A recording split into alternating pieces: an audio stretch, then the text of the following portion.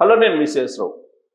ఉద్యోగులు వారానికి కనీసం 70 గంటలు లేదా 80 గంటలు పని చేయాలి అనేది ఇప్పుడు ఇన్ఫోసిస్ వ్యవస్థాపక చైర్మన్ ఆయన నారాయణమూర్తి గారు, అలాగే ఎల్ఎన్టీ ఎండి సుబ్రహ్మణ్యం, వీళ్ళిద్దరూ వ్యక్తం చేస్తూ ఉన్నారు. వీళ్ళ మీద ఉద్యోగులు ఆగ్రహంగా ఉన్నారు.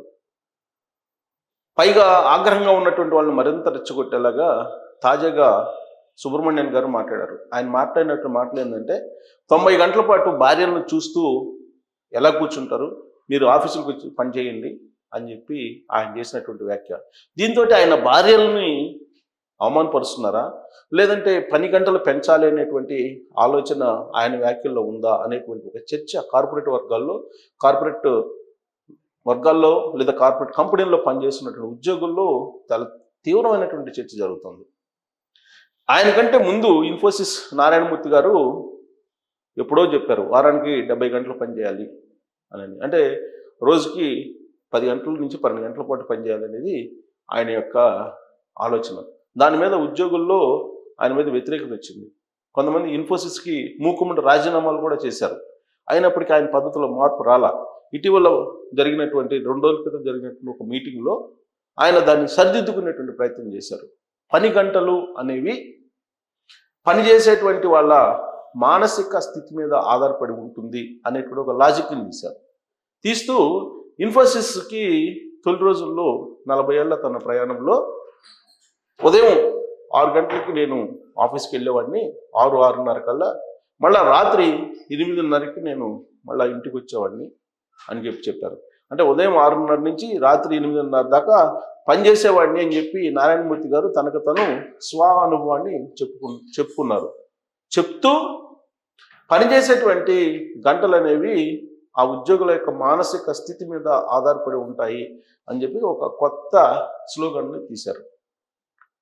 ఇంట్లో భార్యలని చూస్తూ ఎంతసేపు కూర్చుంటారు అనేటువంటి వ్యాఖ్యలు సుబ్రహ్మణ్యం చేస్తే, మానసిక స్థితి మీద ఆధారపడి ఉంటుంది పని గంటలు అని చెప్పి నారాయణమూర్తి గారు చిన్న లాజిక్ తీస్తూ తన స్వానుభవాన్ని చెప్పారు. అంటే మానసిక స్థితి స్ట్రాంగ్గా ఉన్నటువంటి వాళ్ళు 12 గంటలు, 13 గంటలు, 14 గంటలు పనిచేస్తారని చెప్పి ఆయన ఉద్దేశం. బహుశా అయితే అయి ఉండొచ్చు. చంద్రబాబు గారు కూడా నేను 18 గంటలు పనిచేస్తాను, మీరు కూడా 18 గంటలు పనిచేయమని చెప్పి ఆయన 2004కు ముందు ఉద్యోగులకు చెప్పేవాళ్ళు. అందుకే ఉద్యోగులు విసుగు చెంది 2004 ఎన్నికల్లో చంద్రబాబు గారిని ఘోరంగా ఓడించారు. లేదంటే ఆయన చేసినటువంటి తప్పేం లేదు. ఆయన విజన్ తయారు చేసి ఆ విజన్ ప్రకారం ఆంధ్రప్రదేశ్ని అభివృద్ధి చేయాలనేటువంటి ఒక తాపత్రయం ఆయనలో కనిపించేది అప్పట్లో.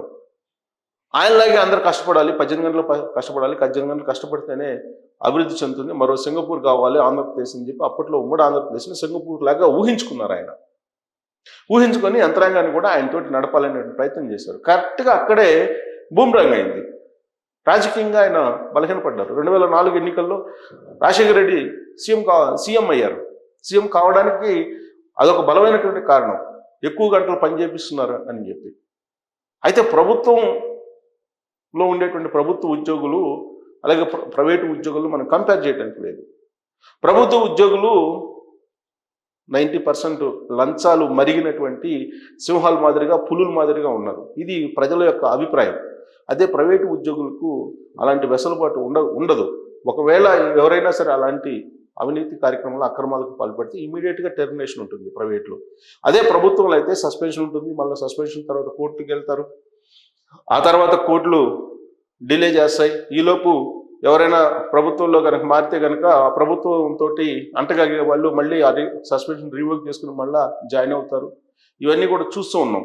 సో ప్రభుత్వ ఉద్యోగులకి ఉద్యోగ రక్షణ ఎక్కువగా ఉంటుంది. అదే ప్రైవేటు ఉద్యోగులకి ఉద్యోగ రక్షణ అనేది ఉండదు. ఎప్పుడు ఉద్యోగం ఊడిపోతుందో తెలియనటువంటి పరిస్థితి. అసలు ఇప్పుడున్నటువంటి రోజుల్లో కార్మిక చట్టాలు అనేది అక్కడ అసలు కనిపించట్లేదు ఎక్కడ కూడా. ఐటీ, ఇన్ఫర్మేషన్ టెక్నాలజీ, ఆ రంగం అనేది అసలు కార్మిక చట్టాలకి అనుగుణంగా పనిచేస్తుందా లేదా అనే దాని మీద చాలా కాలంగా చర్చ జరుగుతుంది. కార్మిక చట్టాలకు భిన్నంగా అక్కడ పనివేళలు ఉన్నాయి. అలాగే రాత్రి వేళల్లో మహిళల చేత పనిచేయిస్తున్నారు.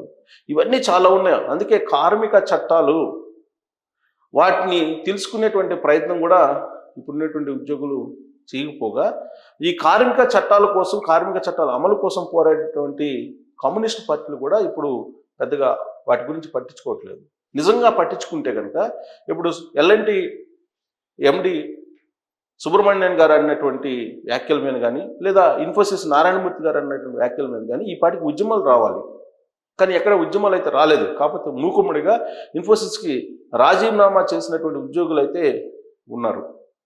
బట్ ఇప్పుడు ఎల్ఎన్టీ వాళ్ళు చేసినటువంటి, ఎల్ఎన్టీ ఎండి చేసినటువంటి కామెంట్లు ఏవైతే ఉన్నాయో, భార్యలో ముఖం 90 గంటల పాటు చూస్తూ కూర్చుంటారా మీరు అని. అంటే ఇంట్లో ఉండేది 90 గంటల పాటు భార్య ముఖం చాలు చూడటానికేనా? కాదు కదా. ఉద్యోగానికి సంబంధించినటువంటి గంటలు ఉద్యోగానికి కేటాయిస్తారు, కుటుంబానికి కేటాయించినటువంటి టైం కుటుంబానికి కేటాయిస్తారు, అలాగే వ్యక్తిగత జీవితానికి సంబంధించినటువంటి టైం వ్యక్తిగత జీవితానికి కూడా కేటాయించాలి. ఇట సమతుల్యం పాటించాలి లైఫ్లో. ఒక యజమాని, ఇన్ఫోసిస్ యజమాని నారాయణమూర్తి గారు, అలాగే ఎల్ఎన్టీ ఎండి ఆయన మేనేజ్మెంట్లో ఉన్నారు. వాళ్ళకు వచ్చేటువంటి ప్యాకేజీ, ఉద్యోగులకి మామూలు వాళ్ళకి వచ్చేటువంటి ప్యాకేజీ రెండు కంపేర్ చేస్తే, మరి వాళ్ళు 14 గంటలు పనిచేశారు కదా అని చెప్పేసి ఉద్యోగుల చేత కూడా 14 గంటలు పనిచేద్దామని చెప్పి ఆలోచన చేసేటువంటి వాళ్ళు, మరి వాళ్ళకు ఉండేటువంటి శాలరీ, ఉద్యోగులకు వచ్చేటువంటి శాలరీని కంపేర్ చేస్తే వ్యత్యాసం ఎంత ఉంటుంది? వ్యత్యాసం ఉండకూడదని చెప్పి అంటలా నేను, స్కిల్ని బట్టి శాలరీ ఉంటుంది. కానీ వ్యత్యాసం ఎంత ఉంటుంది అనేది లెక్కేస్తే వాళ్ళకు వచ్చేటువంటి శాలరీస్లో 4వ వంతు 3వ వంతు కూడా 4వ వంతు కూడా ఉన్నటువంటి పరిస్థితి ఉద్యోగులకి, చాలామందికి. మరి వాళ్ళు యాజమాన్య స్థానంలో ఉండి ఇన్ని గంటలు పనిచేయాలి అని చెప్పి ఇన్సిస్ట్ చేస్తున్నారంటే కార్మిక చట్టాలు ఏం చేస్తున్నాయి? ఆ కార్మిక చట్టాలను అమలు చేయాల్సినటువంటి ప్రభుత్వాలు ఏం చేస్తున్నాయి? కంపెనీలు ఏం చేస్తున్నాయి? కంపెనీ చట్టాలు ఏం చేస్తున్నాయి? కంపెనీకి కొన్ని చట్టాలు ఉంటాయి, అలాగే కార్మికులకు కొన్ని చట్టాలు ఉంటాయి. మరి ఈ చట్టాలను అమలు చేయాల్సినటువంటి యంత్రాంగం ఏం చేస్తుంది? వాళ్ళు ఇష్టానుసారంగా మాట్లాడుతూ ఉంటే, ఇప్పుడు రాబోయేటువంటి రోజుల్లో వాళ్ళు ఏదైతే వ్యాఖ్యానించారో ఆ వ్యాఖ్యల్ని అన్ని కంపెనీలు కనుక అమలు చేస్తే ఇక కుటుంబ సమతుల్యం లేదంటే కుటుంబానికి కేటాయించే టైం 0, ఏమీ ఉండదు. మొత్తం ఆఫీస్ టైమే సరిపోతుంది. ఎందుకంటే ఆఫీస్ నుంచి ఇంటికి పోవాలన్నా, ఇంటి నుంచి ఆఫీసు రావాలన్నా కనీసం 4 to 5 అవర్స్ పడుతుంది ట్రాఫిక్లో. మరి అక్కడ పని గంటలు 13 గంటలు చేస్తే 13 + 4 17 గంటలు. 17 గంటలు పోతే నిద్రపోవడానికి, మిగతా వ్యక్తిగతంగా కాలకృత్యాలు తీసుకోవడానికి సరిపోతుంది టైం. ఇక అసలు ఫ్యామిలీకి 0. అంటే వాళ్ళు చెప్పేది, కంపెనీ ఓనర్ ఎప్పుడైనా సరే ఆ కంపెనీ కోసమే పనిచేస్తాడు, దాంట్లో వచ్చిన ప్రాఫిట్స్ ఆయనే తీసుకుంటారు. బట్ ఉద్యోగులకు అలా కాదు కదా. మరి వాళ్ళు పనిచేస్తున్నారు కదా అని చెప్పేసి ఇప్పుడు ఇన్ఫోసిస్ నారాయణమూర్తి గారు తాను ఉదయం 6:30కు పోయి నైట్ మళ్ళీ 8:30కి ఇంటికి వచ్చేవాడని చెప్తున్నారు. అలాగే పనిచేస్తే ఉద్యోగుల కుటుంబ సభ్యుల పరిస్థితి ఏంటి, ఉద్యోగుల కుటుంబాలు ఏంటి, వీటన్నిటిని ఆలోచించకుండా వీళ్ళు చట్టాన్ని ధిక్కరిస్తున్నటువంటి క్రమంలో సాఫ్ట్వేర్కి, ఇన్ఫర్మేషన్ రంగానికి, ఇన్ఫర్మేషన్ టెక్నాలజీ రంగానికి, ఐటీ రంగానికి అసలు కార్మిక చట్టాలు వర్తించవా? కంపెనీ చట్టాలు వర్తించవా? ఒకవేళ ఇది కనుక వర్తిస్తే మరి ఇలాంటి వ్యాఖ్యలు చేసినటువంటి వీళ్ళిద్దరిని ఏమనాలి అనే దాని మీద కామెంట్ రూపంలో మీ అభిప్రాయం తెలియజేయచ్చు. Thank you.